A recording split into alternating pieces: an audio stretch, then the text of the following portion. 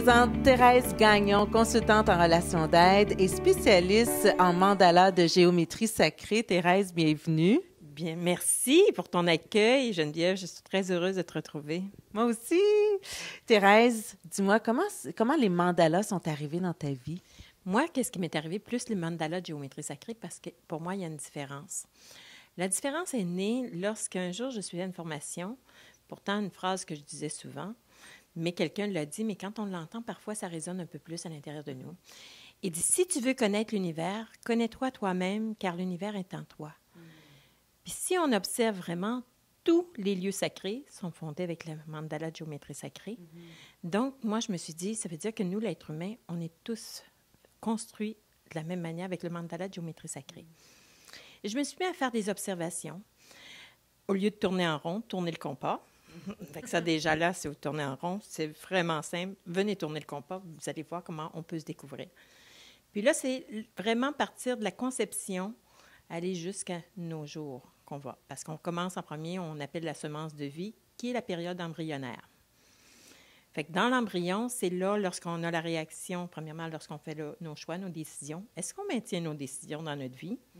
Ils doivent toujours être notre point de référence. Mais combien de personnes que leur décision n'est plus leur point de référence? Le mandala régulier va travailler toujours à partir d'un point dans un cercle.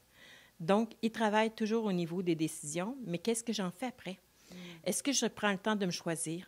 Est-ce que je prends le temps de me réaliser? Parce que tandis que l'autre, il va avoir chaque étape, chaque mois de grossesse, il vient travailler une étape dans notre vie. J'ai écrit sur chacun de la signification des cercles qu'il y a. Parce qu'on peut aller jusqu'au fruit de la vie, qui est la récolte de vie.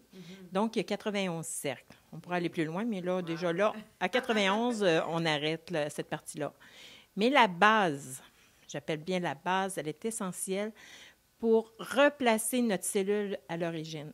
Puis d'où viennent les mandalas de géométrie sacrée?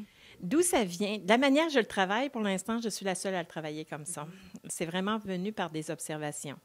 Mais pour le restant, si on regarde Léonard de Vinci travailler avec la géométrie sacrée, si vous regardez toutes ces choses, tout était fondé avec la géométrie sacrée. Quand même, il était... Je ne l'ai pas rencontré personnellement, mais lui, il a toujours travaillé avec la géométrie sacrée. Allons fouiller là-dedans. Fait que c'est pour ça que ça date des... Je ne peux même pas dire depuis quand là, qu'on a, mais c'est le fondement de l'univers.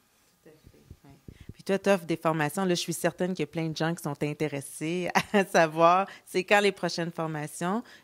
Il y en a prochainement? Oui, il y en a à Beaumont, un samedi par mois. Là, je viens d'en faire à Toulouse au mois de mars.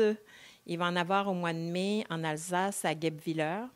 Il va en avoir en Suisse aussi au mois de mai à Aimont.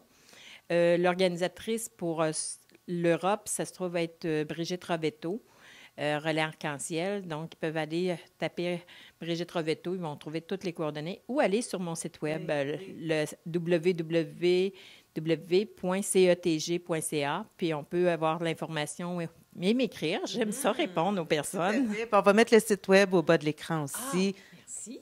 Thérèse, merci à toi. Merci pour cette magnifique entrevue. Merci beaucoup. Merci Geneviève et merci à tous. Puis je vous souhaite d'avoir du plaisir, d'arrêter de tourner en rond dans votre vie et de tourner le compas.